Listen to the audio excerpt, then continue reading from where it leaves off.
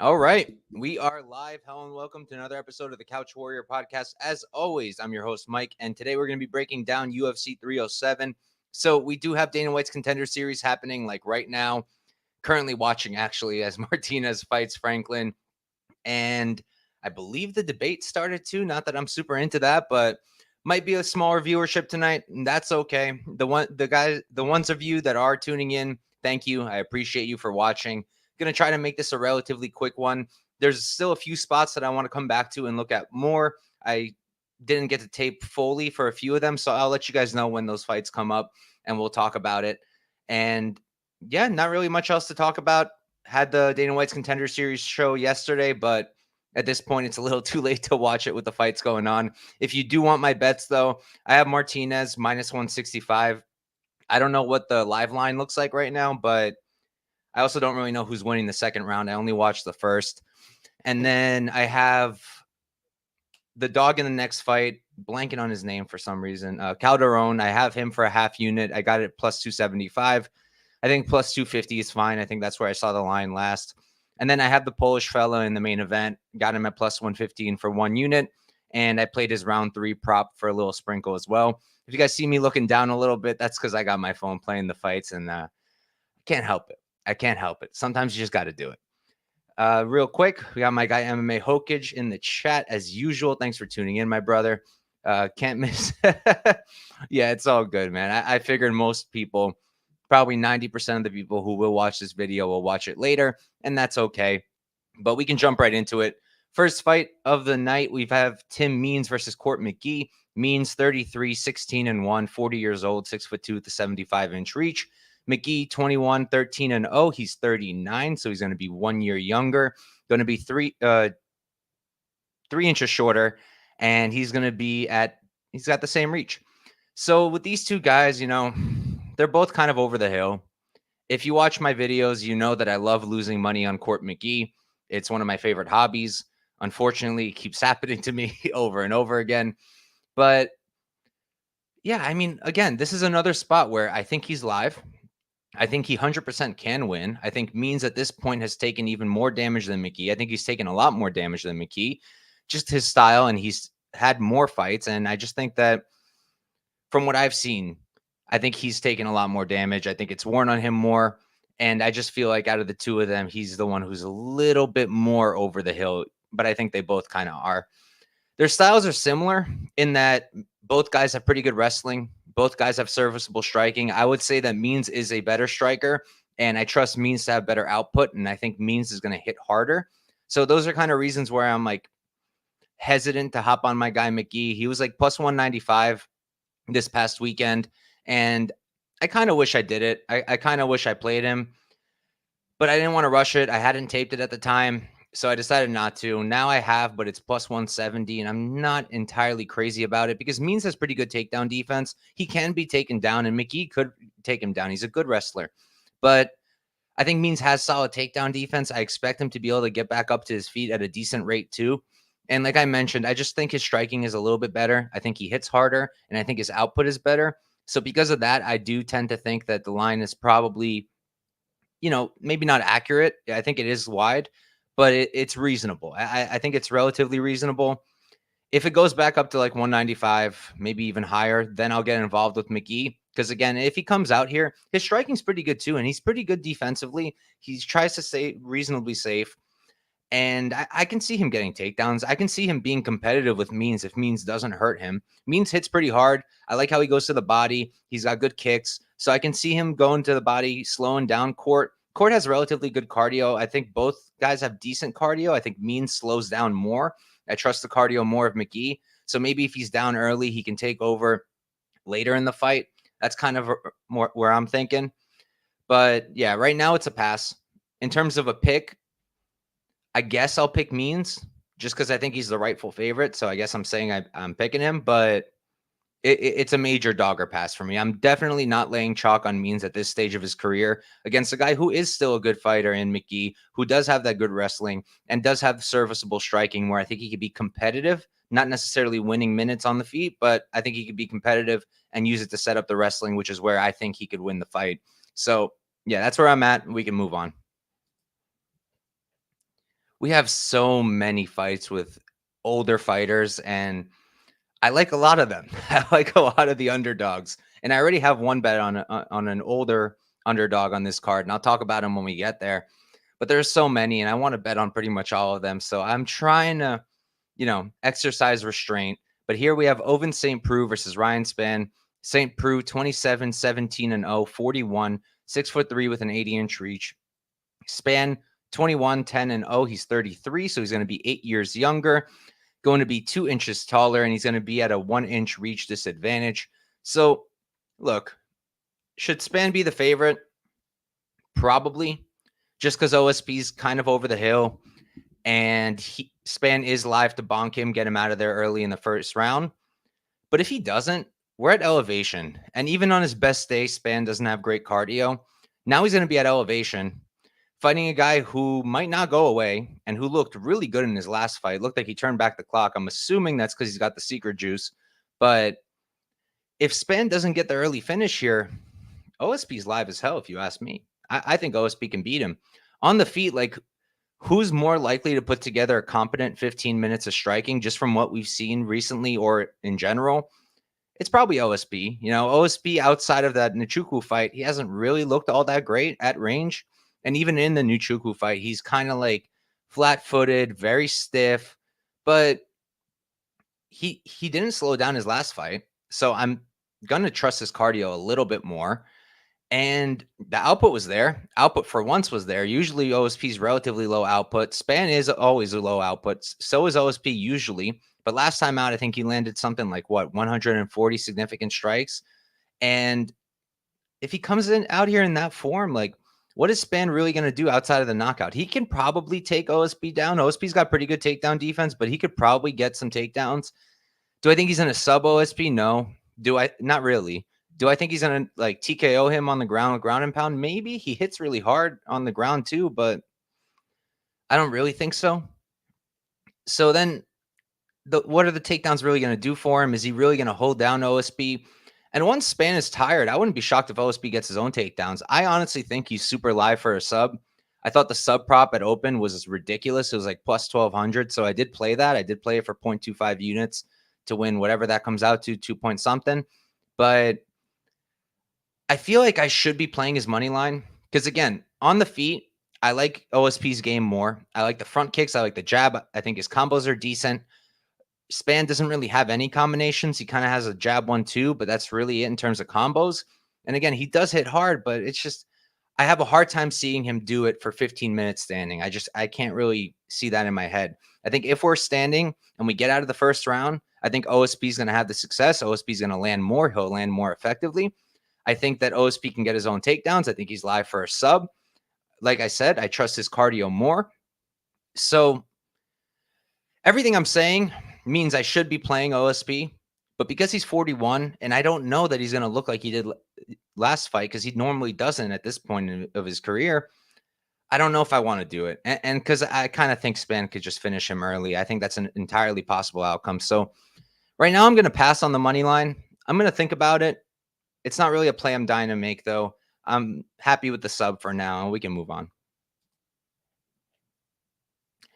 If anyone in the chat is watching Contender Series right now and actually got to pay attention to the last 2 rounds of the Martinez fight, can you please let me know who you think won? Because I didn't get to see it. I saw Franklin having some good moments as I glanced down a few times, and I don't know. And I have a bet on Martinez, and yeah, nervous. But all right, moving on. We have Carla Esparza versus Tecia Pennington. Esparza, 19-7-0, 36 years old, almost 37. She's 5'1" with a 63-inch reach. Pennington, 13-7-0, 35. So she's 1 year younger, almost 2 years younger. Same height, 2-inch reach disadvantage. Sorry, getting a phone call of all times to get a phone call. And I kind of like Pennington here, Tecia Torres, Tecia Pennington. I just feel like, I don't know. Esparza, she's always going to be a good wrestler. Like, age won't take that away from her. But she's not really explosive. She's not really doing a ton with the takedowns. And I just have a really hard time seeing her like easily take down Pennington, easily control her, easily maybe ground and pound. Like I don't really see that happening at a super high clip. And can Carla stand with Tecia? No, I don't think she can stand with Tecia. I think Ticia's a way better striker. I think her output is much better. I think she's more likely to find a finish. You know, she's not a super big finisher, but yes, Martinez won, thank God. But people kind of forget, like, did she not finish Sam Hughes? I think in what, the first round? Am I remembering that wrong? Let me check. Or the second round? It was the first round. Yeah, it was like a doctor stoppage or something. Like she hits pretty hard. It's not, she's not going to get one punch knockouts, definitely not, but the damage can add up. She can nutritionally get people out of there. So I think Pennington has the finishing upside if there's any here. I think that standing, it's not even close. So then it really comes down to, do you think that Pennington can be held down by Esparza here? And I don't really think so. So I don't see a reasonable path for Esparza. Do I want to lay chalk on Pennington at like, what is it, minus 170? And I'm pretty sure her last fight was supposed to be her last fight. I think she was like supposed to retire after that one, but she didn't. And now she's fighting Esparza. So, and I think Esparza is also about to retire. I think this is her retirement fight. So definitely don't want to bet Esparza. Not betting her on her retirement fight when I don't think she's been looking great at all. Don't think she has the explosiveness to successfully wrestle against higher level competition.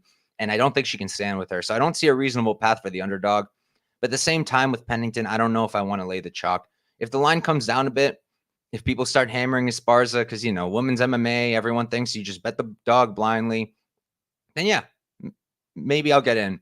But right now at minus 170, I think I'm going to pass. Thought about the decision prop, thought about being a nice, good square. But like I said with the Sam Hughes comment, I think Pennington, could possibly get a finish here. So I'm going to pass for now. I'll be looking at the money line if the line does go down. Real quick, catching up with the chat, my guy Akira. What's good, bro? That's my boy. Chris Martinez leg kicks were brutal. Yeah, he's got a good leg kick game. He's got a good movement. But I saw that Franklin actually got him to stop moving a few times, which is pretty impressive. I think Franklin's a pretty good fighter too. He's green, but I think we'll probably see him, if not in the UFC like soon, probably on next season of Contender Series. I wouldn't be shocked. Carla's tough. Yeah, I don't think a finish is likely, but if I'm going to give the finish upside to somebody, I think it's probably Pennington out of the two of them. Like if you put a gun to my head and said, one of these women does get a finish, who is it? I'm going to lean Esparza. I mean, I'm sorry. I'm going to lean Pennington, not Esparza. No. Someone can clip that, though, and make me look stupid if they want to. All right. Moving on, we got Alexander Hernandez versus Austin Hubbard. Hernandez 14-8-0, 32, 5'9" at the 72-inch reach. Hubbard 16-7-0. He's 32 as well. Going to be 1 inch taller, and he's going to be at a 1 inch reach disadvantage. So this is one of those fights I mentioned in the beginning of the show. I need to go back and I need to tape this one a lot more. Only got to glance at it. Obviously, we're very familiar with both guys. I think all of us are. My brother keeps calling me. If only he watched the show, he'd know I'm busy. But yeah, so look, skill for skill, I think Hernandez is better. I think he's a better striker.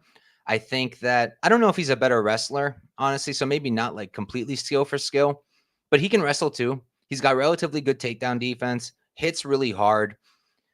Cardio is kind of a concern. There's moments where he shows that, you know, it's gotten a little better. And then there's moments where it just doesn't look great at all. And then with Hubbard, I don't know. He's kind of been a little unimpressive lately. I like the guy. I've bet him plenty of times as the underdog. I bet him. I remember one of the earliest bets I made. It was Hubbard versus, I'm blanking. The guy who quit on the stool. I don't remember his name right now. Decent guy. But I remember that was one of the first like underdog bets I made confidently, and I was so proud of myself with that one after Hubbard ended up getting the win. He's a good, well-rounded fighter. He's a good wrestler, solid control, doesn't really do a ton with it. So I don't know if it's going to win him a ton of minutes with the judging we have now, but it is something he has in his game. He will have the better cardio, and we are at elevation. So you got to think Hernandez is probably going to struggle with that a bit. I definitely don't think you can make a reasonable argument for Hernandez at this price at minus 200 at elevation. I don't know how you could be comfortable playing him there. Like I said, yeah, he's more likely for a finish for sure. He could definitely knock out Hubbard, and he could probably defend takedowns and maybe even land his own. But what happens if he gets tired? And I don't really think Hubbard beat Figlak in that last fight, but regardless, it was a pretty good performance. Figlak is pretty damn solid. And I just wouldn't be surprised. I wouldn't be surprised if he could survive the early storm from Hernandez, keep it competitive on the feet, because he's not a slouch striker. He's not a great striker, Hubbard, but he's not a slouch either. I think he could be competitive with Hernandez, and then mix in the takedowns, wait for him to get tired, do your work, and I think Hubbard could pull it off. Not really an underdog I'm dying to play. Otherwise, I would have taped this like first, because usually if I look at a slate and I see dogs that are standing out to me, I'm going to go tape those first and make my plays. This one didn't really stand out to me, so I haven't taped it yet. But if you want my breakdown once I have done it, and if you want my notes, my bet, if I make one, you can get that on my Discord, 100% free. Links in the description of this video. And I will be posting my shorts tomorrow. I'll make sure to have it taped before the shorts. So if you just want a 1-minute breakdown where I talk really fast and try to get as much information in as possible, then you can get that there tomorrow. And I'll let you guys know. Oh, yeah, Roscoff. That's who it was. Decent guy, but no cardio. And he kind of just quit. All right. We got my guy on this fight. Next up, we have Ihor Potieria versus Cesar Almeida. Ihor, 21, 6-0, 28 years old, 6'3" with the 75-inch reach. Almeida, 5-1-0, 36. So he's 8 years older, going to be 2 inches shorter, and he's going to be at a 1-inch reach disadvantage. So first red flag with me is Almeida's 36, and he's good, but I just feel like at this age, we're not going to see any real improvements from him. Maybe a little bit, because in terms of MMA, he is still really green, only 6 pro fights. But I don't think we're going to see a ton of improvement. He's a phenomenal striker. He hits really hard. His combinations are nasty. He goes to the body really nicely. He's got really good kicks, and the kicks are really fast. His takedown defense is okay. I think people are maybe going a little bit too far now because Kopylov took him down a bunch.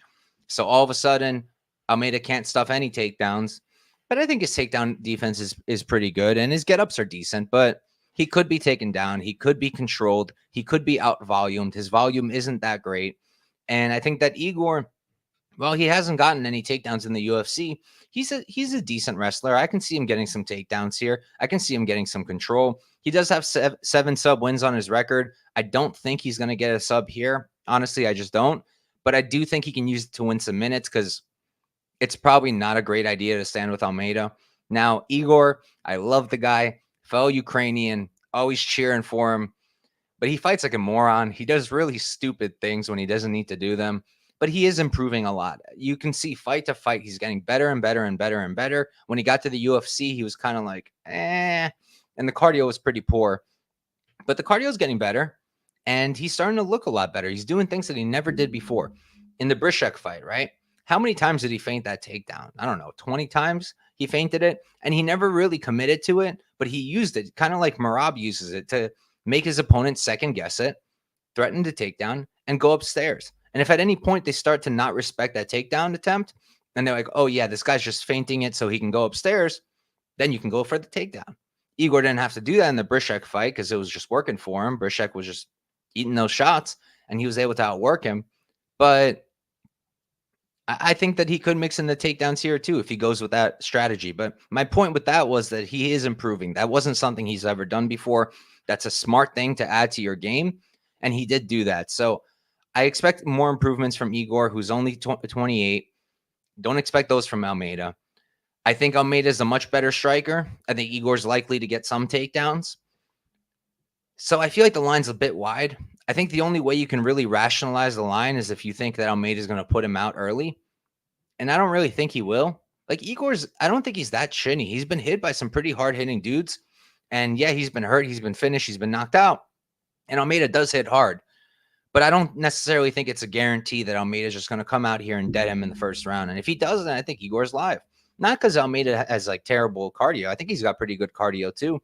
But I just think if he's mixing in takedowns and he's throwing more than Almeida on the feet, I think he's live to win minutes. So the way I'm thinking about betting this is I like the over 1.5.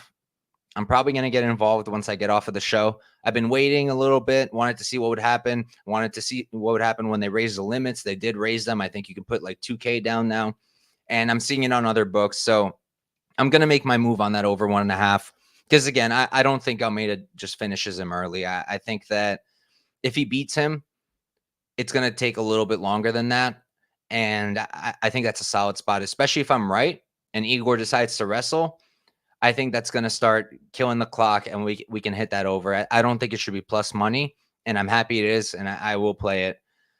And the other spot I like, let me see if the line is still there before I start preaching it. Yeah, it is. I like Potieria by decision. First sprinkle. Just a sprinkle. Nothing big. But I do like him by decision. It's plus 1,200, which is just crazy to me because if we go all 15, I think there's probably going to be a good argument for Ihor if he's wrestling. If he doesn't wrestle, then, good luck to my brother Ihor. He'll probably lose, and he'll probably lose in an amazing fashion. But if he wrestles, I think that he's very live for a decision win. And I'm willing to take that sprinkle along with my over. Other than that, I don't think I'm going to do anything. I was kind of telling myself, like, man, if you're going to play the over and you're going to play the decision, you should probably play Potieria money line also. But I don't want to throw more money in the garbage. And realistically, I do think Almeida is the rightful favorite. So I think I'm just going to leave it with those two bets once I make them. And I'm not going to. Like, I don't want to risk 1.6 units on this fight. Like, I definitely don't want to do that. I'm going to put a unit on the over. I'm going to put like 0.1 on the decision. And then I'm just going to leave it alone. Because if I put 1.6 and then Almeida comes out here and just kills him in the first, I'll be pretty disappointed. So I'm going to keep it with the 1.1 unit stake, 1 on the over and 1 on the decision prop. We can move on. Next up, we got Marina Rodriguez versus Iasmin Lucindo. Rodriguez, 17-4-2, 37 years old. She's 5'6" with the 65-inch reach. Lucindo, 16-5-0. She's 22, so she's 15 years younger. Going to be 3 inches shorter, and she's going to be at a 1-inch reach advantage. Honestly, I'm still not high on Lucindo. I still think we're overrating her. I understand she's young and she is getting better, and she's already pretty good. She's well-rounded. She can strike. She can grapple. She can get subs. But I think she's pretty hittable. And I'm just not super impressed by her yet. At 22, with what she's already accomplished, clearly she has a high ceiling. But I just think we're getting a little ahead of ourselves. Like, to make her minus 170 over Marina just feels wrong. Like, it just doesn't feel right. Even at this age, I know she's 35, which is why I'm not really dying to play her, even as a decent underdog at like plus 140, plus 150. Oh, God, what is happening in this fight? Calderon and Montez just started. Saw Calderon come out super hot, fall over. Okay, then now they're back to striking. Calderon really reminds me of Brandon Royval. The fighting style, to me, is so similar. But, all right, back to this fight. Look, like, if we put the age aside real quick for a second, Marina's a better striker. I think she's a significantly better striker. I think she's got way better output. I like her combinations a lot. And I just think she's cleaner. And I expect her to do more standing. So, like, even in the Andrade loss, I thought she looked pretty good. I didn't think she looked that bad. I thought she did a pretty solid job. And if she can stuff takedowns here, she can probably get taken down, Doesn't really have the best takedown defense at all. So, again, I wouldn't be shocked that, and in fact, I do think Lucindo will get takedowns and maybe could get a sub. But if Marina can stuff the takedowns, I don't think this will look like she should be the underdog. I think it'll look 50-50 at best, if not Marina favorite. This is a big step up for Lucindo, even at Marina's 37-year-old age. I think this is a big step up for her. And I think you could do a lot worse than a Marina Rodriguez dog shot. I don't know if I'm going to do it, but I don't think it's the worst bet in the world. I guess I'll lean Lucindo just because of the grappling upside, and she is 15 years younger. She's the one going to be improving fight to fight to fight because she's so young, and Marina not so much. We're probably seeing the finished product at this point. So, yeah, that's where my head's at. It's dog or pass in terms of betting. Just for the sake of the show, in terms of a pick, I'll pick Lucindo.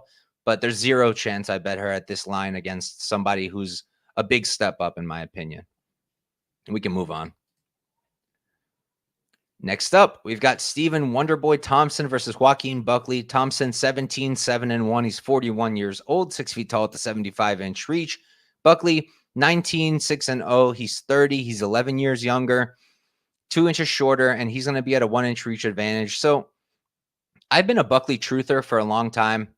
I backed him against Kevin Holland in his debut, and I thought he looked pretty good. I backed him against Impa as an underdog, and he looked great even before that knockout, which was nasty. And I've been backing him the whole time pretty much. I'd have to go look to see if I bet him actually every time. I don't think so, but I bet him pretty much every time. I bet him against Luque. And, you know, I can understand making him the favorite here. Oh, God, is he going to get him with the Darce? I knew this could happen. Oh, well. That looks in. Sorry, paying attention to Contender Series real quick. Ay. No. Don't tap. Don't tap. Get out of there. Oh, man. I think Montez is going to sub him right now.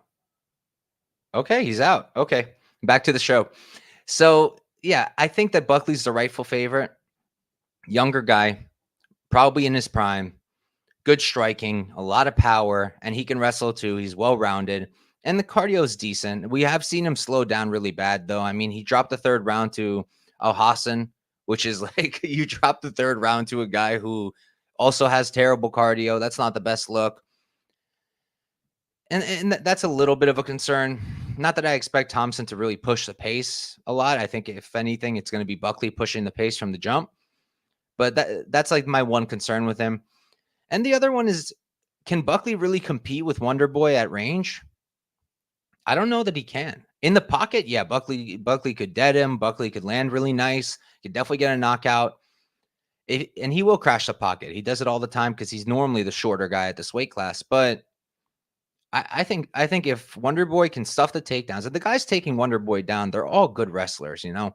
And Buckley, he's a decent wrestler, but that's not his game. He's mixed it in, and he's mixed it in pretty well. But is he a Gilbert Burns? Is he a Bilal Muhammad? No, he's not. He's not as good of a wrestler as them. And I don't know that he can do that for 15 minutes without tiring himself out. And then standing at range, I mean, Wonderboy, even at this age, at 41, he's still really good. He's still really clean. He still has really good output. He still has really nice combinations, great kicks. So I can't help but think the line is also wide here. Do I really want to bet Wonderboy at 41 against a Buckley who is in his prime? No, I don't really want to do that. So I don't think I will. But I do think the line is pretty wide. Buckley's the pick for me. I don't even want to say dog or pass. I think it's just pass for me personally. But we'll see. This is a fight that I did tape, but that I want to go back to and check it out when I have a fresher mind. And we'll see if my opinion changes, because sometimes it does. But right now, it's just a pass for me. I will pick Buckley to win. Younger, fresher guy. KO upside, in my opinion. And I guess he could mix in the wrestling. But I just have a really hard time seeing him wrestle Wonderboy for 15 minutes with success. I have a hard time seeing him actually hold down Wonderboy and do damage. And again, at range, I think Wonderboy might be able to just cook him. So it's a pass, and we'll see what happens. Green King agreeing with me that Buckley will have to grapple, but I just don't know if he can do it. Like I think his wrestling might be being overrated right now, in my opinion. And people are kind of forgetting that he can gas. And if he wrestles, which is not really his game, if he wrestles for 15 minutes, he might just exhaust himself and end up losing. So it's a pass for me all around. Next up, we've got Roman Dolidze versus Kevin Holland. Dolidze, 13-3-0, 36 years old, 6'2" with a 76-inch reach. Holland on the other side, 26-11-0, 31. He's 5 years younger, going to be 1 inch taller, and he's going to be at a 5-inch reach advantage. So I played Dolidze at plus 130, and the line's been all over the place. At first, he went up to a bigger favorite, and I got my good old reverse CLV that I'm so well acquainted with. And now I think it's about at the same line that I played him at. And I think this fight should be pick'em, maybe slightly in Dolidze. I can understand the Holland play. At range, it's not really close. Like, Holland is a way better striker at range. And Dolidze doesn't have great cardio. And now we're at elevation. But I think Dolidze's cardio has come a long way. I do think he could put together a competent 15 minutes now. And you're making him an underdog against a Holland who makes a lot of mistakes. He can be backed up. He can be hurt. He can be wobbled. He can get subbed. And I think Dolidze can get takedowns. I think he will get takedowns. I think Dolidze could sub him on the ground. I think the Dolidze sub line is just insane. He's plus 1,400 to the sub. The books are making Holland more likely to get a submission. Like, do we really think Holland is going to darce Dolidze? I don't really think he's going to darce Dolidze. I really don't. So that just kind of feels crazy to me. I didn't think Holland looked great in the Michal fight at all before getting that finish. And I just feel like Dolidze, if he can back him up, he could be competitive on the feet. Is he going to outland Holland at range? No. But if he backs him up, puts him against the fence, yeah, he can land his big shots. We saw in the Vettori fight, like his striking looked pretty solid. In the Smith fight, the striking looked pretty solid. And I think he can be competitive. I think he can hurt Holland. I think he will get takedowns. I think he could sub Holland. I think he could win minutes by just holding Holland down. So at plus money with all the finishing upside, I don't mean like by all the finishing upside. I don't mean that I only think Dolidze can get a finish here. I said it wrong. I think both guys can get a finish. But because I think Dolidze does have finishing upside, does have grappling upside, and he's plus 130, I had to take the shot. So I did play him, and I do have that sub prop for, I don't remember what I put on it. I think I just put 1.1 unit to win 1.4, and then I have the money line. So if he subs him, I'll win 2.7. If not, I'll win. If he wins and doesn't sub him, I'll get 1.2. And if he loses, I'll lose 1.1, and it is what it is. But yeah, that's where I'm at here. Dolidze, and we can move on. Oh, God, another Darce, and this time he got it. Damn it.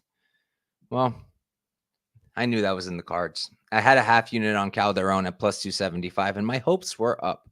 But seems like pretty much what I thought might happen did happen. All right, moving on. We've got Kayla Harrison versus Ketlen Vieira. Kayla is 17-1-0, 34 years old, 5'8" with a 66-inch reach. On the other side, Vieira, 14-3-0, 33. She's 1 year younger, going to be the same height, and she's going to have a 2-inch reach advantage. So, yeah, I mean, look, am I going to bet Harrison at minus 900? No way, Jose, because I've seen her have bad moments when she starts to get a little bit more tired. We are at elevation. Vieira is a really big physical woman. She's strong. She can grapple. She can strike. So definitely not betting the money line. And then you're kind of playing with fire, right? Because Harrison, she's probably going to win this by decision, in my opinion. I think we'll get a bunch of grappling, some striking, and the clock will get burnt by the grappling. But at the same time, I mean, she looked great in the Holly Holm fight with that finish. I knew my Holly Holm sprinkle was dead from the minute that fight started. That was terrible. And I'm just not really willing to take the risk. The line's not good enough on either side. And then, like, I don't like the overs either. Because, again, like, it probably goes over. And if a finish comes, it's probably from the Harrison side. And I just don't know how likely the finish is. But at the same time, I'm worried to take it because Harrison did look good. And Vieira also, like, her cardio is kind of not great either. I know that I said Harrison's isn't great, but neither is Vieira's. We've seen her gas in three round fights. She's relatively low output standing. So I'm not crazy about it. I'm not going to waste too much time on this fight. I think Harrison is the rightful favorite, 100%. I think she could win either by decision or finish. I have a hard time getting a read on which one I think is more likely, especially at these lines. I just don't think there's much meat on the bone. And I don't really want to take a Vieira dog shot because even though I think she's more live than Holm, I think she's going to have better takedown defense, more upside of possibly her own takedowns. I just don't really see her winning, so I don't want to play her money line either, even at a big number at like plus 550 or whatever it is. Don't really want to do that. I was thinking maybe the Vieira plus 3.5. I don't know what the line is on that. Let me check. Let's see. Vieira. Oh, wow. She's plus 750 now. Over 2.5, minus 160. Yeah, I don't like it. But I don't want to play the under either. All right, here we go. So, okay, yeah. If you want to bet Vieira, I think your best bet is just playing the plus 3.5. It's plus 300. You only need 1 round. And I've been saying it all year. Like, I'm not doing spreads anymore at chalk because your read could be impeccable. You could win exactly 1 round, but it takes one bad judge in a time where we have a lot of bad judging to ruin your bet and you lose whatever you staked on a chalk spread. But at plus 300, you could do a lot worse. I think that's a decent bet, especially if you think Vieira wins outright. Then you definitely should be, in my opinion, you should just take the spread. Maybe a sprinkle on the money line too if you want some of that plus 750, because that's pretty crazy. I mean, Harrison was lined that way against like really poor fighters in the PFL. And now she's being lined that way against a really good fighter. Not a really, but a good fighter who's fought at a high level in the UFC for a while. It does seem pretty crazy. It's Harrison to win for me. I'm not really going to bet anything, I don't think, and we can move on.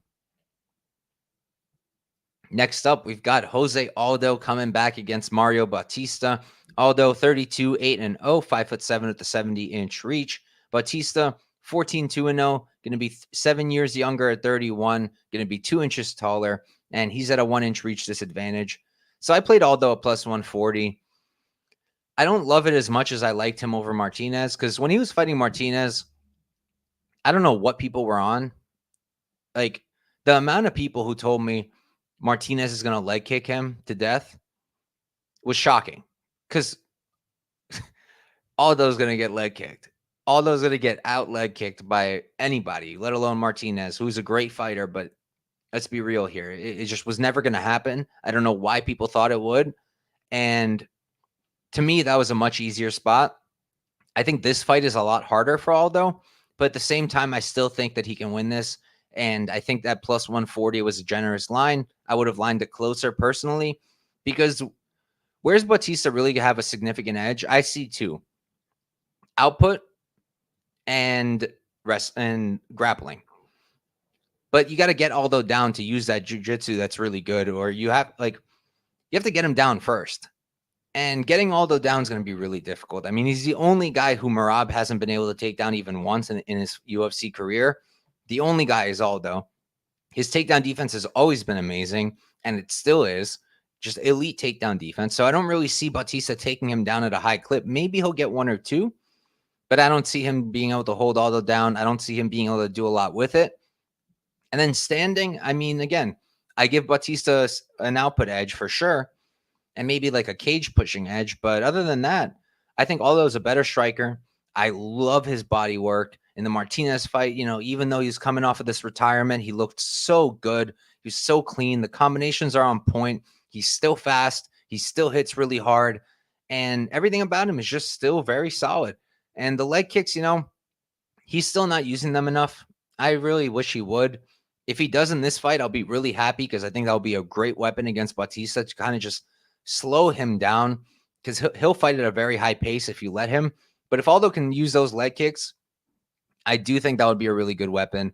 Even if he doesn't, I do think he has the striking to be able to beat Bautista, and that's why I played my plus 140 for 1 unit. But it will probably be a close fight. I don't blame anyone for passing. If the line gets closer, I know that it's been fluctuating a lot. I saw Aldo at like plus 120. I don't blame people for taking Bautista. Much younger guy. 7 years younger. Much younger guy. Output edge, grappling edge if he can get it to the ground. So I get it, but I kind of feel like Aldo's going to pull this off. I think he's going to keep it on the feet. I think he's going to land the better shots. I think he's going to mix it up to the body better than Bautista will. And I think he's just going to be able to win a close decision. Wouldn't bet a favorite if I think it's a close decision, but I'll bet a plus 140 if I think it's a close decision. So, yeah, I'm rocking with Aldo here, and we can move on.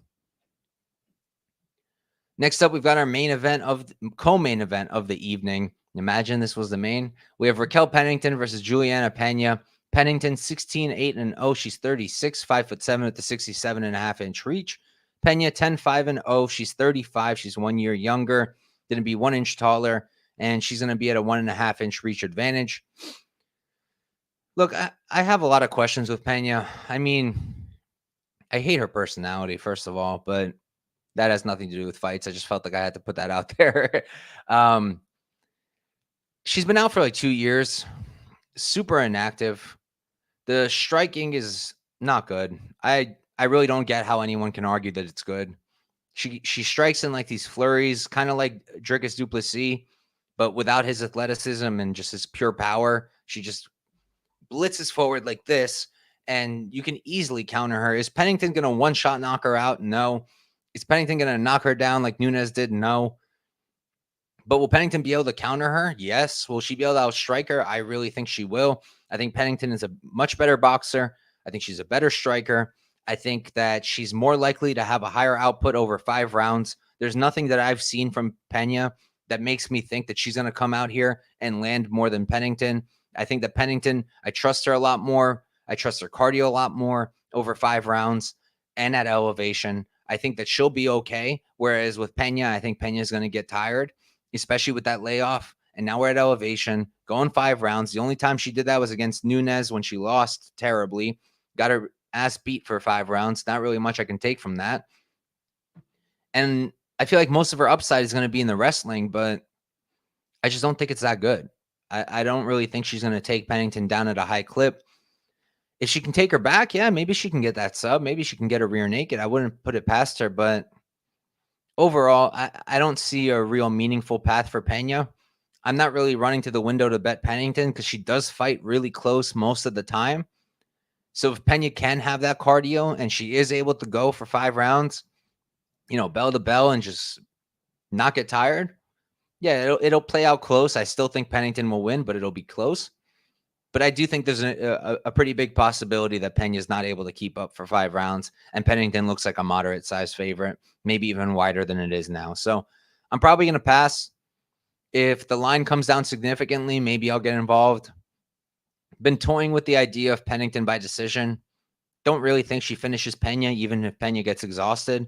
I mean, if anything, Pena is extremely durable. You got to give her that. I mean, Nunes beat the crap out of her and still didn't get her out of there. So Pena is durable. Pennington will not. I don't think she'll knock her out. I don't think she'll sub her. So if Rocky wins, it's probably decision. The square in me is saying just do it. It's like with Lapis this past weekend. His decision prop was chalked, like minus 145. And I told myself, you shouldn't play it. That's way too square. And then I was like, you know what? I feel like he's going to win a decision. I'm just going to do it. And he did. And I feel like this is one of those spots where it's just bet it. So I'll probably do it. I saw like plus 110 on it on Bet Online a few days ago. I'm not sure if that's still there. Let me check. Yeah, it's still there. I want to see what the domestics have it at once they open it. I think a few books already have it open, but I haven't looked, so I'm not sure yet. But I'll probably do it. At plus money, I'll probably play the Pennington decision, and then I'll just leave it alone. But yeah, I think Pennington should be okay there. I agree, Green King. I think it should be Rocky by maybe not easy, but by comfortable. I'd say comfortable decision. All right. And now we're at our main event. I know a lot of people don't really think this fight should be happening. I can't say that I do either, but I won't complain too much. It's a fun fight. We have Alex Pereira versus Khalil Rountree. Pereira, 11-2-0, 37 years old, 6'4" with an 80-inch reach. Rountree, 13-5-0, 34. He's 3 years younger, 3 inches shorter, and he's going to be at a 4-inch reach disadvantage.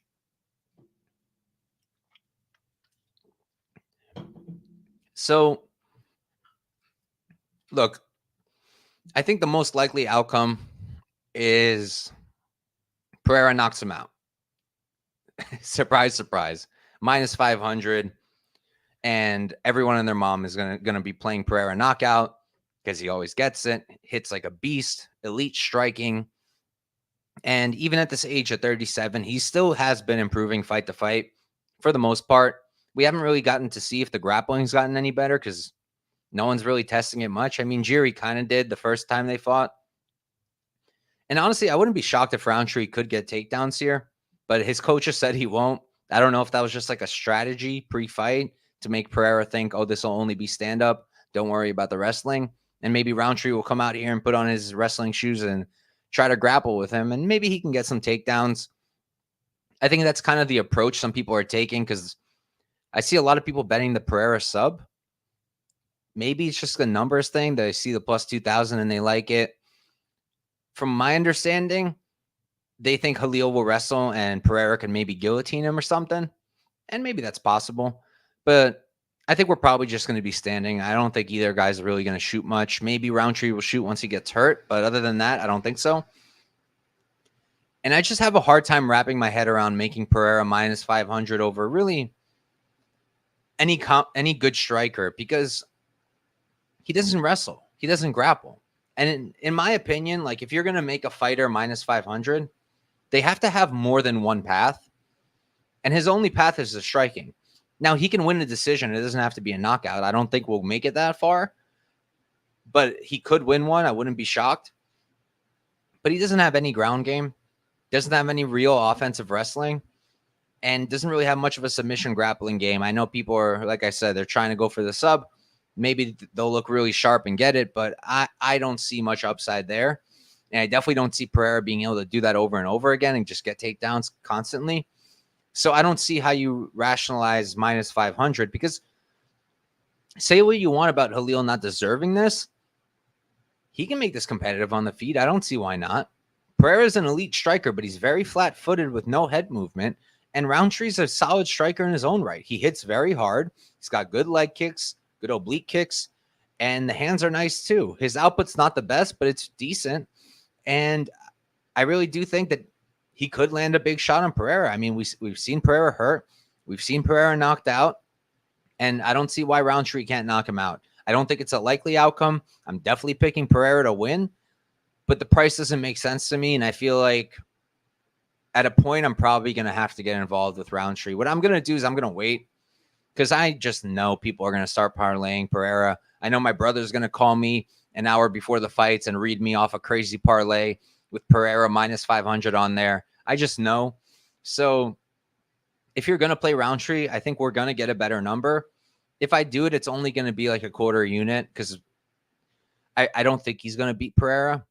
But I also, at the same time, I think the line is ridiculous against a guy like Rountree who does hit really hard. And just knowing that Pereira doesn't have a wrestling game, he doesn't have a grappling game, and he is going to probably come out here to strike. I just don't see how you make a pure striker minus 500 in a fight, unless he's fighting like a bum who can't strike at all. And I don't think that's the case here. So for me, it's Pereira. But at this line, I think you have to go dog or pass. I think your best bet is probably to just pass. But I think that Rountree at right now, he's plus 360, which I already think is fine. But I think there's going to be a better number. If he ends up being what I think he will, like plus 450, I think that deserves a quarter unit shot. So Pereira for me, but that's where my head is at. What's Pereira knockout? Like minus 200 probably?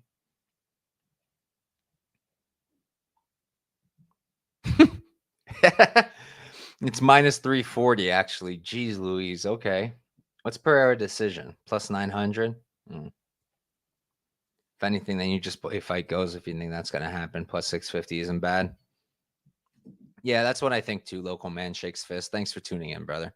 Yeah, I also think that we're going to get a really good number by the time the fight's about to happen, because people are going to parlay Pereira. The casuals love the guy. I think right now he's probably the biggest star in the UFC after Ihor Potieria, but he is a really big star, and I think people will blindly bet him just like they did with O'Malley, because he was a big star.